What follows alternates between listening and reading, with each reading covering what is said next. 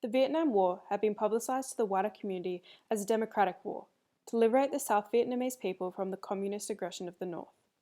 The war had been sold to the public as something that America, a first world, wealthy, and sophisticated country, would have no problem defeating. It was not understood well by the broader public. This stance started being questioned by the public when there was a retaliation bombing attack in North Vietnam in 1965, at the same time as the number of deaths of Americans in Vietnam began to rise.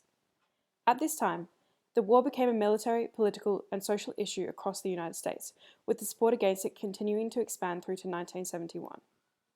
Whilst it is almost impossible to determine who in particular started the opposition to the war, there has always been a small, core peace movement in the US. This movement was based on both Quaker and Unitarian beliefs, one of peaceful Christian principles and the other of liberal religious denomination.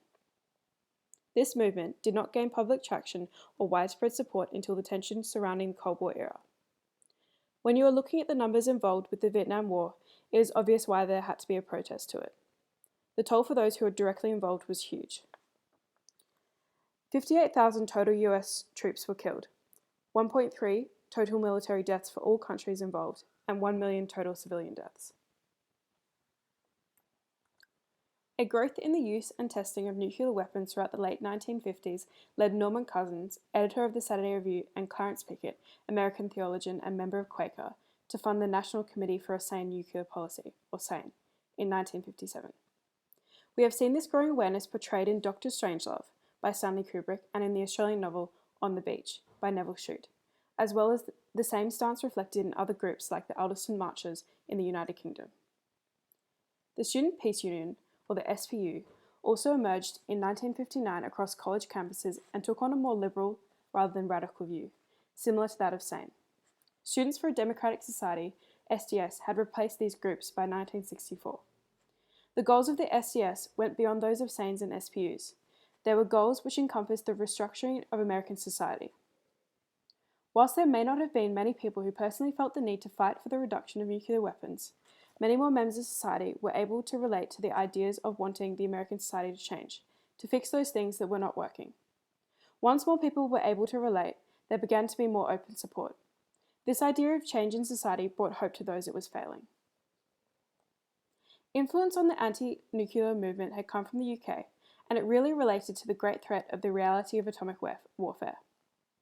The agreement reached in 1968 to stop the growth of nuclear weapons gave the 60s its greatest hope for future generations. The Nuclear Non-Proliferation Treaty was an agreement signed in 1968 by several of the major nuclear and non-nuclear powers that pledged their cooperation in stemming the spread of nuclear technology. Although the NPT did not ultimately prevent the nuclear proliferation, in the context of the Cold War arms race and the mounting international concern about the consequences of nuclear war, the treaty was a major success for advocates of arms control because it set a precedent for international cooperation between the nuclear and non-nuclear states to prevent proliferation. At the same time as the peace movement was peaking in the 1960s, there was a societal change associated with the struggles of the African American civil rights movement. There were various public protests that turned violent through the 60s and 70s, places like Berkeley, etc. As we can see today, they continue with Ferguson. The push for civil rights was a huge part in changing society's values at the time. The fact that African Americans were pushing for freedom and racial equality at the time that a group of white, middle-class students were challenging social norms meant that there was solidarity in the movements. Martin Luther King was another example of an assassination in the 60s during a volatile period in American history. His August 28, 1963, I Have a Dream speech is probably the most quoted modern history speech today.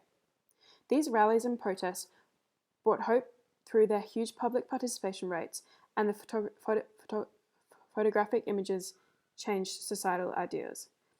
His 1967 speech regarding the Vietnam War is incredibly relevant to the cause of the peace movement, especially as he'd been awarded the Nobel Peace Prize in 1964. Beyond Vietnam, address delivered to the clergy and laymen concerned about Vietnam at Riverside Church the 4th of April 1967.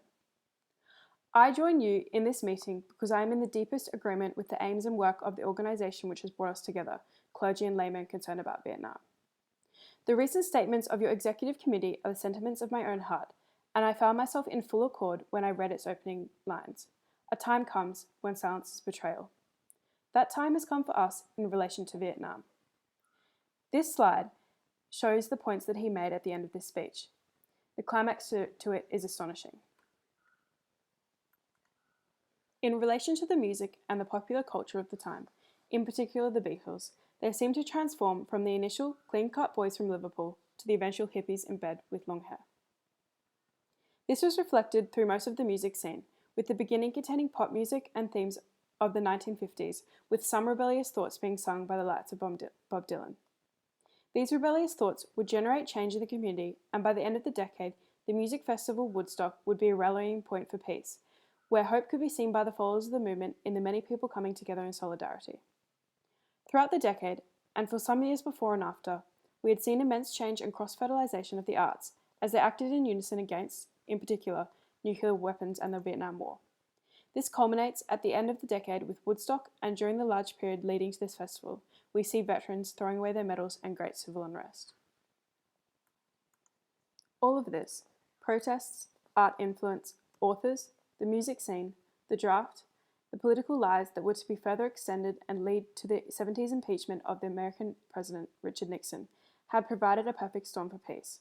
In turn, the hope of a generation who had rebelled against society's norms was delivered upon with the eventual American withdrawal from Vietnam on March 29, 1973, amidst chaotic scenes. This movement, whilst only lasting at its peak for the decade, provided an opportunity for the youth of America to fuel themselves with hope for their futures and their children's futures. Thank you for your time. That concludes my lecture for today, and I will finish with a song.